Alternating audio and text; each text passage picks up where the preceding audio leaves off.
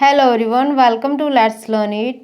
तो आज के वीडियो में हम BA English honours semester 5 CC 510 unit 3 section B में हम इम्पोर्टेंट लिंग्विस्टिक्स नोट्स को डिस्कस करेंगे। सो फर्स्टली इन टर्म्स को डिटेल में डिस्कस करना अभी नहीं हो पाएगा because we don't have that much time, but मेरा यही एम है कि आपको इन टर्म्स के बारे में बेसिक इन्फॉर्मेशन प्रोवाइड की जाए ताकि इन वर्ड्स से आप फैमिलियर हो पाए एंड एग्जाम में अच्छा परफॉर्म कर पाए। एंड यस, इसके जो पीडीएफ नोट्स है वो आपको प्रोवाइड किए जाएंगे टेलीग्राम चैनल पे। So make sure you join our Telegram channel, link is there in description. सो हमारा फर्स्ट टर्म है बॉयकॉट। बॉयकॉट का मीनिंग होता है बहिष्कार करना। तो जब भी हमें कोई चीज़ एथिकली सही नहीं लगती, कोई भी चीज़ हो, इंसान हो या फिर कोई भी इवेंट हो, वो हमें एथिकली सही नहीं लगती, तब हम हमारा विरोध दर्शाते हैं, हमारा गुस्सा जो है एक्सप्रेस करते हैं और उस चीज़ को, उस इंसान को या फिर वो कोई भी इवेंट हो उसको हम बहिष्कार कर देते हैं उसका, तो उसको बोलते हैं बॉयकॉट। तो ये टर्म बॉयकॉट जो है वो किसी व्यक्ति के नेम पे से आया है। तो ये आया है कप्तान चार्ल्स बॉयकॉट के नेम पे से। तो कप्तान चार्ल्स बॉयकॉट जो है वो एक एजेंट था एंड एक लैंडलॉर्ड था। तो ये वर्ड कब इंग्लिश लैंग्वेज में एंटर हुआ है? तो ये वर्ड एंटर हुआ है ड्यूरिंग आयरिश लैंड वॉर। तो ये वॉर चल रहा था landlord Charles boycott and Irish nationalist leader Charles Parnell के बीच में।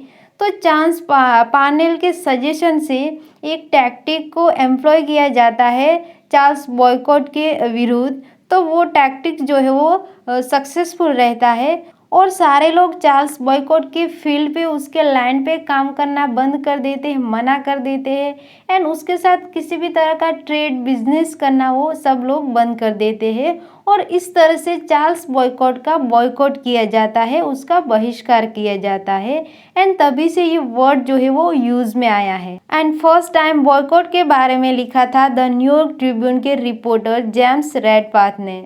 नेक्स्ट टर्म है सैंडविच। तो सैंडविच का मीनिंग होता है स्लाइस्ड मीट या फिर स्लाइस्ड ब्रेड जिसके बीच खाना रखा जाता है एंड देन उसको खाया जाता है। तो सैंडविच का ओरिजिन हुआ था 18th सेंचुरी में, जब जॉन मॉन्टेग्यू जो कि फोर्थ अर्ल ऑफ सैंडविच है, तो ये फोर्थ अर्ल ऑफ सैंडविच जो है वो पोजीशन है जॉन मॉन्टेग्यू की। तो fourth Earl of Sandwich John Montague के लिए sliced meat and sliced bread का खाना लाया जाता है एंड उनके गेमिंग टेबल पे रखा जाता है ताकि वो अपना खेलना कंटिन्यू कर पाए। तो जब तक वो खाते रहते हैं तब तक वो खेलते रहते हैं और माना जाता है कि तभी से सैंडविच के बारे में लंदन सोसाइटी को पता चला था एंड यूरोपियन कॉन्टिनेंट में तो उसके मीन्स सैंडविच को सर्व करने का एक ट्रेंड सा चला था। सो हमारा नेक्स्ट टर्म है स्वास्तिका। तो स्वास्तिका टर्म जो है वो संस्कृत वर्ड स्वस्तिका पे से आया है एंड इसका first use 7000 years ago Eurasia में हुआ था। तो स्वस्तिका का मीनिंग होता है गुड फॉर्चून या फिर वेलबींग। तो हिंदुइज्म, बुद्धिज्म, जैनिज्म में इसको सैक्रेड मीन्स पवित्र और शुभ माना जाता है एंड हिस्ट्री में हिटलर एंड नाजीवाद का ताल्लुक जो है वो स्वास्तिका से बढ़ा रहा है, लेकिन अभी हम उसको यहाँ पे डिस्कस नहीं करेंगे। नेक्स्ट टर्म है टेलीविज़न, जो कि कॉम्बिनेशन है टू वर्ड्स का, ग्रीक वर्ड टेले जिसका मीनिंग होता है far and Latin word vision जिसका मीनिंग होता है साइट। तो यहाँ इसका मीनिंग होता है रिमोट विजन यानी कि दूर का विजन। सो वर्ड टेलीविज़न का फर्स्ट यूज हुआ था 1900 में, जो कि किया था रशियन साइंटिस्ट कॉन्स्टेंटिन फॉस्की ने। उन्होंने अपने पेपर में इसका यूज़ किया था, जो कि उन्होंने ये पेपर प्रेजेंट किया था फ्रेंच इंटरनेशनल कांग्रेस में। सो इस वर्ड को एज अ टेलीविज़न मीडियम 1927 में यूज़ किया गया था एंड इसको टेलीविज़न सेट के लिए यूज़ किया गया था 1941 में एंड इसको एज अ एब्रिविएशन इसका शॉर्ट फॉर्म यूज़ हुआ था 1948 में। हमारा नेक्स्ट टर्म है खाकी जिसका मीनिंग होता है सॉइल कलर्ड मीन्स जमीन सा कलर्ड एंड ये जो टर्म आया है वो आया है पर्शियन टर्म खाक पे से जिसका मीनिंग होता है सॉइल। तो ये वर्ड इंग्लिश लैंग्वेज में कब आया?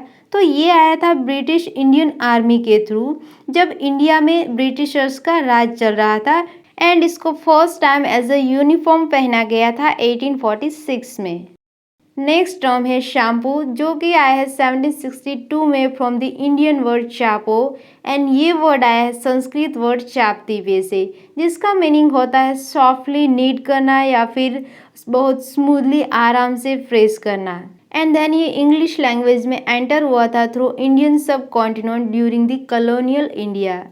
नेक्स्ट टर्म है ओके, एंड इस टर्म का कोई डेफिनेट सोर्स नहीं है जो बता सके इसके रियल ओरिजिन के बारे में, लेकिन माना जाता है कि ये वर्ड आया है यूरोप से, जहाँ पे इसका एज अ एब्रिविएशन यूज हुआ था फॉर ओपन की। एंड इस टर्म को पॉपुलराइज किया है प्रेसिडेंट मार्टिन वैन ब्यूरेन ने उनके स्लोगन के through vote for okay. And then उसके बाद इसका स्प्रेड हुआ throughout the world. Next term है किंडरगार्टन, जिसका मीनिंग होता है चिल्ड्रन गार्डन, एक ऐसा स्कूल जहाँ पे बच्चों की प्री स्कूलिंग होती है। स्कूल से पहले का एजुकेशन जहाँ पे दिया जाता है, वहाँ पे एक्टिविटीज़ होती है लाइक सिंगिंग, डांसिंग, ड्राइंग, इस तरह की प्रैक्टिकल एक्टिविटीज़ होती है जिसके थ्रू बच्चों को एजुकेशन प्रोवाइड किया जाता है। इस वर्ड को कॉइन किया था जर्मन एजुकेटर फ्रेडरिक फ्रोबेल ने।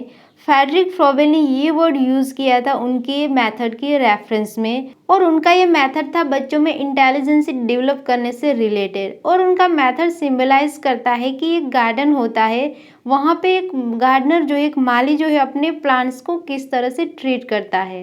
मीन्स किंडरगार्टन इंस्टीट्यूट जो होता है वो एक गार्डन की तरह होता है जिसके प्लांट्स एंड फ्लावर्स होते हैं स्टूडेंट्स, एंड इनका जो गार्डनर होता है वो होते हैं टीचर्स, एंड टीचर्स इन एज अ गार्डनर इन प्लांट्स को, इन स्टूडेंट को ट्रीट करते हैं। एंड अभी ये इंस्टीट्यूट वर्ल्ड वाइड स्प्रेड है, हर एक कंट्री में देखने को मिलता है जहाँ पे 2 से लेकर 6 साल के बच्चे को एजुकेशन प्रोवाइड किया जाता है। नेक्स्ट टर्म है बुमरैंग, एंड इसका मीनिंग होता है एक फेंकने वाला टूल, एक ऐसा हथियार जिसको ऑस्ट्रेलियन पीपल शिकार के लिए यूज़ करते हैं। एंड इसका यूज़ एंटरटेनमेंट एंड स्पोर्ट्स में भी किया जाता है। एंड लैंग्वेज में इसको अडेप्ट किया गया था 1827 में। तो यहाँ पे इन टर्म्स को हमने डिटेल में डिस्कस नहीं किया, यहाँ पे इनकी थोड़ी सी बेसिक इन्फॉर्मेशन ली है हमने एंड इनसे थोड़ा फैमिलियर हुए हैं। बट आई होप ये वीडियो आपके लिए एग्ज़ाम में हेल्पफुल रहेगा, and thank you for being here.